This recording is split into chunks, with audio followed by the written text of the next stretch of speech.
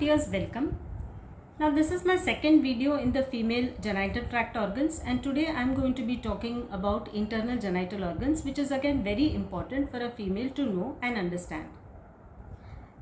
So I am Dr. Neeta, an obstetrician and gynecologist, and welcome to yet another episode of Dr. Neeta's Medical Clinic.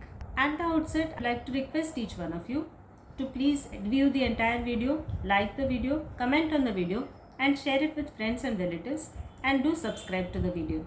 A subscription is absolutely free, folks, and all you have to do is to press the subscribe button below the video, then the bell icon, and then all. Now what will happen with this, whenever I upload a video, you will get an instant notification and you can see the video. So without further ado, let's delve into the video. Now the internal genital organs can be divided into four parts. You have first the vagina, the second you have the uterus. Now the uterus can further be divided into the body or the corpus, the isthmus and the cervix. Then third you have the fallopian tubes, and fourth you have the ovaries. I'll roughly show you in this model. Now this is the vagina which I talked of. Then this is the uterus. Then these are the fallopian tubes and these are the ovaries. Now what is the vagina? The vagina is a fibromuscular membranous sheath which connects the interior of the uterine cavity with the exterior at the vulva. Now the diameter of the vagina is widest at the upper part, that is around 2.5 centimeters, and it is lowest at its opening in the vulva. Now the length of the front wall is around 7 centimeter and that of the back wall is around 9 centimeter. Now fornices, these are the fornices.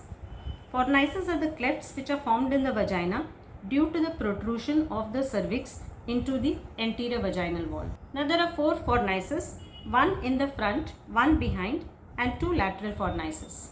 Now the layers of the vagina from inside out are the mucus layer, the submucous layer, the muscular layer, and last is the fibrous coat. In front of the vagina is the urinary bladder and the urethra, and behind the vagina is the pouch of Douglas, which is also called POD. The rectal wall is separated from the vagina by the rectovaginal septum, and the anus is separated from the vagina by the perineal body. The vagina is highly distensible.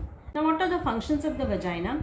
The vagina carries the menstrual blood from the uterine cavity to the exterior. Then during sexual intercourse, the vagina holds the sperms till they can travel to the uterus.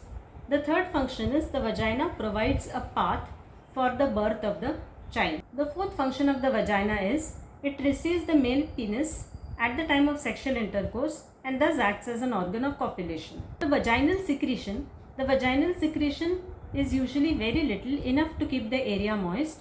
It increases at the middle of the periods, just before periods, during pregnancy, and at the time of sexual intercourse. The pH of the vaginal fluid is usually acidic, and it varies during various phases of life and during the menstrual cycle. Conversion of glycogen to lactic acid by the Dodderlein's bacilli makes the pH of the vaginal fluid acidic during the childbearing period, and its pH usually ranges from 4 to 5.5 with an average of 4.5. The secretion contains epithelial debris, some leukocytes, an occasional pus cell, tissue fluid, electrolytes, Dodderlein's bacilli, and sometimes even Clostridium welchi.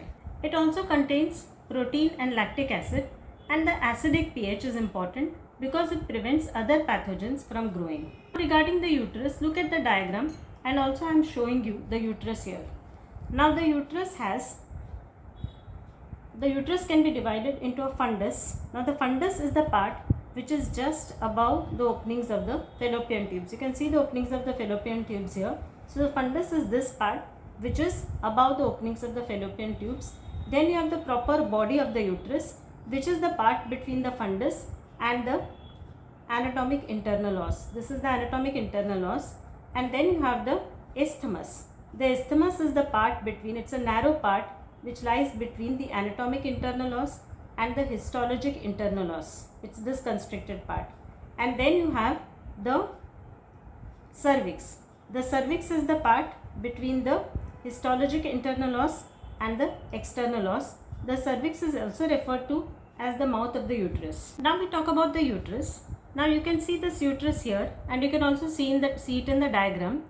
Now this uterus is basically a hollow muscular organ which is situated in the pelvis and in front of the uterus is the urinary bladder, and behind it is the rectum. Now the normal position of the uterus is one of anteversion and anteflexion, where it is bent forwards, but in 15 to 20% of people you will find a retroverted uterus, wherein it is bent a bit backwards. Now the uterus measures 8 cm long, 5 cm wide at the fundus, and its walls are 1.25 cm thick.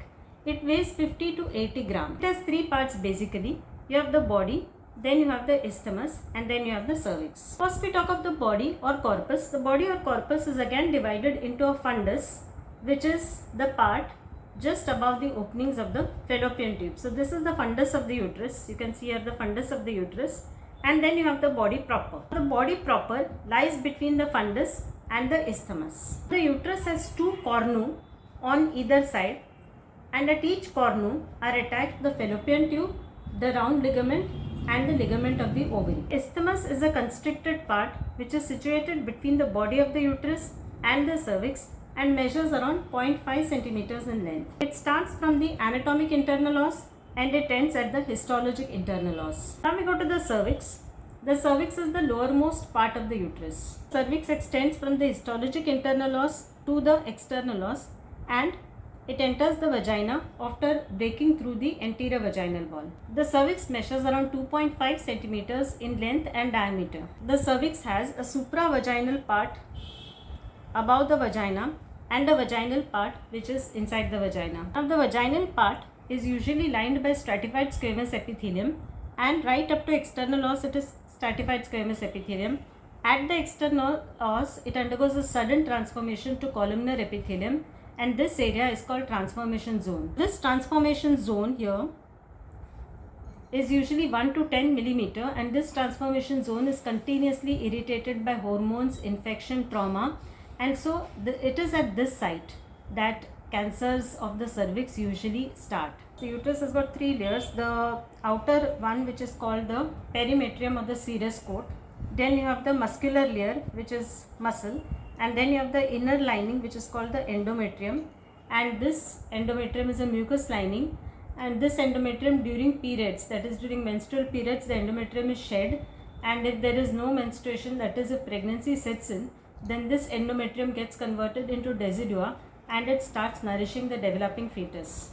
Now what are the functions of the uterus? The main function of the uterus is to give nourishment to the developing fetus till delivery, till the child can be safely delivered, and the second function is that every month it gives you menstrual period by shedding of the endometrium. Now we are going on to the fallopian tubes, and you can also see in the diagram as well as here. Now these fallopian tubes, you can see the fallopian tubes here, and these fallopian tubes are also called the uterine tubes, and these fallopian tubes are 10 centimeter in length and they extend. They have 2 openings. They have one opening inside the uterus, and they have another opening which is inside the pelvis, inside the abdomen, that is the abdominal opening. So they have uterine opening and an abdominal opening. The uterine opening is about 1 millimeter in diameter, and the pelvic opening is about 2 millimeter in diameter. Now this fallopian tube has 4 parts. The interstitial part lies in the uterus, then you have the isthmus, then you have the ampullary part. Now the ampullary part is a larger tortuous part, and then you have the infundibulum. Now the pelvic opening has got lot of fimbriae, and this fimbriae, one of them is the longest and closest to the ovary. The fallopian tube again has 3 parts from outside inwards, which is the serous layer, then the muscular layer, and the inner mucous layer. What are the functions of the fallopian tube? The function of the fallopian tube is to carry the egg from the ovary inside the fallopian tube by peristaltic movement. Then it also carries, the fallopian tube also carries the sperms which come in the uterus during sexual intercourse into the fallopian tube. The fallopian tube also facilitates fertilization by uniting the egg from the ovary and the sperms inside the fallopian tube, and usually fertilization occurs in the ampullary region of the fallopian tube. And the fourth function is survival of the zygote or the fertilized egg through its secretion. Then we come to the ovaries. The ovaries are paired sex glands or gonads, one on either side of the uterus. Each ovary is oval in shape. It is pinkish grey in color, and the surface of the ovary is scarred due to repeated ovulation during reproductive period. The ovary is 3 centimeters long 2 centimeters broad and 1 centimeter thick. Now the ovary is attached to the uterus by the ovarian ligament. Now you can look at the diagram and you can also look at this. Now this ovary is the egg producing organ in the female body, and this ovary can be divided into an outer cortex and an inner medulla. During reproductive period, this cortex of the ovary has various follicles in various stages of development. Structures in the cortex include primordial follicles, Graafian follicles, maturing follicles, and corpus luteum. Atresia of the structures results in corpus albicans. Medulla, which is there in the inner part of the ovary, consists of loose connective tissue, a few unstriped muscles, and blood vessels and nerves. The function of the ovary is mainly egg production. Now this egg production occurs, that is the oocyte is released after rupture of the dominant follicle. The ovaries are the main organs which produce the reproductive hormones estrogen and progesterone. This is it for now, folks. If you have to ask me any question, or if there is any doubt in your mind, or if you want me to talk on any particular topic, then please do put it in the comment section. And I hope you have gained some information from this about the female internal genital organs, and reminding you once again to subscribe. So be healthy, be safe, be happy. Bye bye, dears.